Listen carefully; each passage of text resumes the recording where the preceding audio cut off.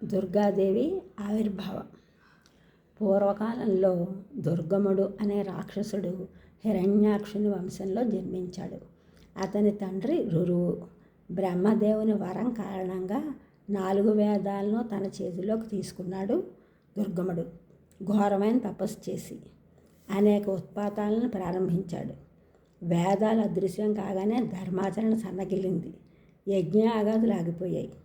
దేవతలకు యజ్ఞభాగాలు అందటం ఆగిపోయింది. మంత్రశక్తి కూడా తగ్గిపోవడంతో బ్రాహ్మణులు తమ స్థానం నుండి పతనం కాసాగారు. ధర్మం, జపతపాలు, సంధ్యావందనాది నిత్య కార్యక్రమాలు, దేవ పితృ కార్యక్రమాలు అన్నీ క్షీణించసాగాయి. అధర్మం విచ్చలవిడిగా విహరించసాగింది. యజ్ఞాలు, దానాలు ఏమీ లేని కారణంగా వర్షాలు భూమిపై 100 సంవత్సరాలు లేవు. ఫలితంగా ఆకలి దప్పుతులతో ప్రజలు అలమటించసాగారు. ముల్లోకాలలో హాహాకారాలు వినపడసాగాయి. ఆకలి దప్పులతో ప్రజలు బాధపడసాగారు.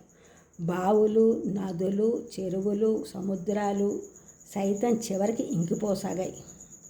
చెట్లు ఎండిపోసాగాయి. ముల్లోకవాసుల దుఃఖాన్ని చూసి దుర్గమునికి చాలా సంతోషం కలిగింది. అయినా తృప్తి కలగలేదు. దేవతల నివాసాన్ని కూడా ఆక్రమించుకున్నాడు. దేవతలు భయంతో పారిపోయారు. పారిపోయినా ఎక్కడికి వెళ్ళిపోతారు? అంతా దుర్గముని అధీనంలో ఉంది. అప్పుడు జగన్మాత హిమాలయ పర్వతంపై నివసించి ఉన్నదని స్ఫురణకు రాగా అక్కడ ఉన్న మహేశ్వరిని శరణుదొచ్చారు. బ్రాహ్మణులు జగత్ కళ్యాణార్థం దేవ్యుపాసన అవసరమని గ్రహించారు. దేవతలు జగజ్జనని ఇలా ప్రార్థించారు. మహామాయ మాత, నీ ప్రజలను రక్షించు. ఇంతకుముందు నీవు శుంభ, నిశుంభ, ధూమ్రాక్ష, చండముండ, మధుకైటభ మహిషాసులను వధించి జగత్తుని రక్షించావు. దుర్గముని బారి నుండి మమ్ము కాపాడు. నీ పుత్రులను కష్టాల నుండి రక్షించు తల్లి అని ప్రార్థించారు. బ్రాహ్మణులు కూడా అలాగే ప్రార్థించారు. దయాళువైన జగన్మాత తన పిల్లల కష్టాలను చూసి వారి పిలుపుతో ముల్లోకవాసుల కష్టాలను చూసి కన్నీళ్లు పెట్టుకుంది. ఆ కన్నీళ్లు బయటకు రావడానికి 2 కళ్ళు సరిపోక 100 కళ్ళను తెచ్చుకుంది. కాబట్టి శతాక్షిగా పిలువబడసాగింది. ఆమె ముఖారవిందం అత్యంత మనోహరంగా ఉంది. తన చేతులలో కమలాన్ని, అనేక ఫలాలను, కాయలను ధరించి ప్రజల కష్టాలను చూసి జగన్మాత 7 పగళ్ళు 7 రాత్రులు దుఃఖిస్తూనే ఉంది. ఆమె కళ్ళ నుండి వేలధారలు ప్రవహిస్తూ ఉన్నాయి. వ్యాస భగవానుడు శతాక్షి రూప మహేశ్వరి వంటి దయాళువు జగత్తులో లేదని అన్నారు. నా శతాక్షి సమాకాచిత్ దయాళుర్భువి దేవత దృష్ట్వా రుదత్ ప్రజాస్తస్తాయ నవాహం మహేశ్వరి. తల్లి దుఃఖం అసురు రూపంలో వ్యక్తమైంది. తత్ఫలితంగా 9 రోజులు ముల్లోకాలు వర్షం కురిసింది. బావులు, చెరువులు నిండాయి. నదులు నిండుగా ప్రవహించసాగాయి. సముద్రంలో కూడా నీరు బాగా వచ్చింది. ప్రజలు సంతోషించారు. తన శరీరం నుండి ఉత్పన్నమైన శాఖల ద్వారా దేవి ప్రజలకు ఆహారాన్ని అందించి పోషించింది. కాబట్టి దేవి శాకాంబరిగా పిలువబడసాగింది. అమ్మవారి అనుగ్రహంతో 7 లోకాలు సంతోషించాయి. సమస్త ప్రాణులు తృప్తి చెందాయి. అమ్మవారి దర్శన భాగ్యం అందరికీ కలిగింది. అందరూ సంతోషించారు. తరువాత దేవి తన భక్తులను ఉద్దేశించి ఇంకేమి చేయాలని ప్రేమపూర్వకంగా అడిగింది. దేవి, నీవు మమ్మల్ని అందరినీ సంతుష్టులను చేశావు. దుర్గముని సంహరించి వేదాలు తిరిగి మాకు ఇప్పించు అని దేవతలు కోరుకున్నారు. తథాస్తు అని జగన్మాత అంతర్ధానం అయింది. ఆ విధంగా దుర్గాదేవి ఆవిర్భావం జరిగింది.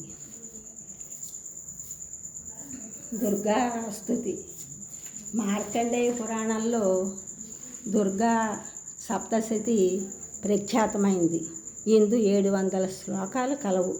సామాన్యులు 700 శ్లోకాలు పఠించడం సాధ్యం కాదు కనుక అందు ప్రథమాధ్యాయంలోని 55వ శ్లోకం, చతుర్థాధ్యాయంలోని 18వ శ్లోకం, ఏకాదశ అధ్యాయంలోని 10, 12, 24, 29, 39 శ్లోకములతో కూర్చినదే దుర్గా సప్తశ్లోకి.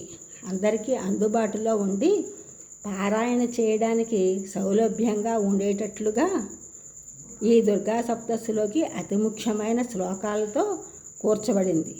శివుడు పార్వతీదేవిని భక్తులను అనుగ్రహించే దేవి కలియుగంలో కార్యసిద్ధి కలుగుటకు ఉపాయం వివరించమని కోరగా భక్త సులభురాలైన పార్వతీదేవి శక్తి స్వరూపిణి అయిన అంబని స్తుతిస్తే సర్వకార్యాలు సిద్ధిస్తాయని దుర్గా సప్తశ్లోకి వివరించడం జరిగింది.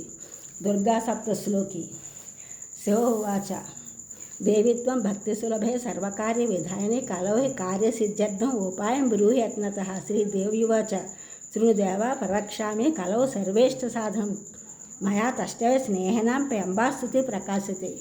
ఓం అస శ్రీ దుర్గా సప్తశ్లోకి స్తోత్ర మంత్రస్య నారాయణ ఋషి అనుష్టుప్ ఛంద శ్రీ మహాకాళీ మహాలక్ష్మి మహాసరస్వత్యో దేవతాః. శ్రీ దుర్గా సప్తశ్లోకి పటే వినియోగः. జ్ఞానాపచేతాంసి దేవి భగవతి హిసా బలాదాకృష్య మోహాయ మహమాయ ప్రయచ్చతి. దుర్గే స్మృత హరసి భీతిమశేష జంతో స్వస్తే స్మృత మతిమతేవ శుభాన్ దదాసి. దారిద్ర్య దుఃఖ భయహారిణి కాదరణ్య సర్వోపకారకరణే సదాద్రచిత్త సర్వమంగళ మాంగళ్యే శివే సర్వార్థ సాధకే శరణ్యే త్ర్యంబకే గౌరీ నారాయణీ నమోస్తుతే. శరణాగత దీనార్థ పరిత్రాణ పరాయణే సర్వస్యార్తి హరే దేవి నారాయణీ నమోస్తుతే. సర్వస్వరూపే సర్వేశే సర్వశక్తి సమన్వితే భయభ్యస్త్రాహినో దేవి దుర్గాదేవి నమోస్తుతే. రోగ నశేష నపహంసి తుష్ట రుష్టాతు కామాన్ సకలానభీష్టం త్వామాశ్రితానం నైబన్నారాయణం త్వామాశ్రిత హ్యశ్రేతాం ప్రయాంతి. సర్వబాధ ప్రశమనం త్రైలోక్యస్యాఖిలేశ్వరి యావమేవ త్వయా కార్యం అస్మద్వైర్వినాశనం యాయే తత్పరమం గుహ్యం. సర్వరక్ష విశార్గం దేవ్యా సంభాషితం స్తోత్రం సదా సామ్రాజ్యదాయకం. శృణుయాద్వా పఠేద్వాపి పాఠయేద్వాపి యత్నతః పరివారయితో భూత్వా త్రైలోక్య విజయీ భవేత్. ఈ ఛానల్ చూస్తున్నందుకు కూడా సబ్స్క్రైబ్ చేయండి, షేర్ చేయండి, లైక్ చేయండి, కామెంట్ చేయండి. సబ్స్క్రైబ్ చేస్తున్నందుకు కూడా కృతజ్ఞతలు. షేర్ చేస్తున్నారు, లైక్ చేస్తున్నారు, కామెంట్ చేస్తున్నారు అందరికీ కూడా ధన్యవాదములు.